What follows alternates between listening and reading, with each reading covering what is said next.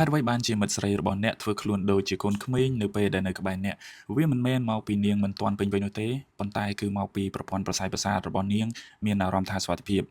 នៅខាងក្រៅនាងគឺជាមនុស្សដែលរៀបរយមានទំនួលខុសត្រូវសុភាពរាបសារតែងតែចេះមើលកលៈទេសៈនិងរៀបចំឥរិយាបថឲ្យសមស្របជានិច្ចប៉ុន្តែនៅពេលដែលនៅក្បែរអ្នកនាងចាប់ផ្ដើមទន់ភ្លន់នាងលេងសើចច្រើនបែបក្មេងៗនិយាយសម្លេងប្លែកៗចង់នៅក្បែរមិនឃ្លាតធ្វើចរិតរញ៉េរញ៉ៃបន្តិចបន្តួចនិងចូលចិត្តលេងសើចឌឺដងជាដើមបរិសុទ្ធជាច្រើនយល់ច្រឡំថាទង្វើទាំងនេះគឺលើសពេកប៉ុន្តែប្រសិនបើអ្នកឆ្លើយតបទៅនាងវិញដោយភាពរីករាយអ្នកនឹងទទួលបាននូវភាពស្មោះត្រង់ដ៏កម្រមួយពីព្រោះនៅពេលដែលនាងអាចបង្ហាញទាំងភាពរឹងមាំនិងភាពកំមិចក្រមើមនៅចំពោះមុខអ្នកនោះអ្នកមិនមែនគ្រាន់តែជាសង្សាររបស់នាងប៉ុណ្ណោះទេប៉ុន្តែអ្នកគឺជាផ្ទះនៃអារម្មណ៍របស់នាងតាមចិត្តវិទ្យាមនុស្សពេញវ័យអាចត្រឡប់ទៅរកអាកប្បកិរិយាក្មេងខ្ចីវិញនៅពេលដែលពួកគេមានអារម្មណ៍ថាត្រូវបានការពារនិងលែងត្រូវការធ្វើពុតជាអ្នកដទៃនេះត្រូវបានគេហៅថា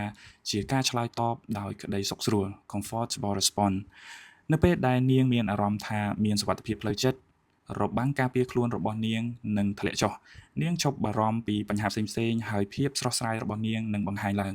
ប៉ុន្តែសូមប្រយ័ត្ននៅខណៈពេលដែលអ្នកបង្អាប់ឬធ្វើឲ្យនាងខ្មាស់អៀនចំពោះភាពទន់ភ្លន់របស់នាងនោះអ្នកកំពុងបង្រៀនរាងកាយនាងថាកន្លែងនេះលែងមានសុវត្ថិភាពសម្រាប់នាងទៀតហើយ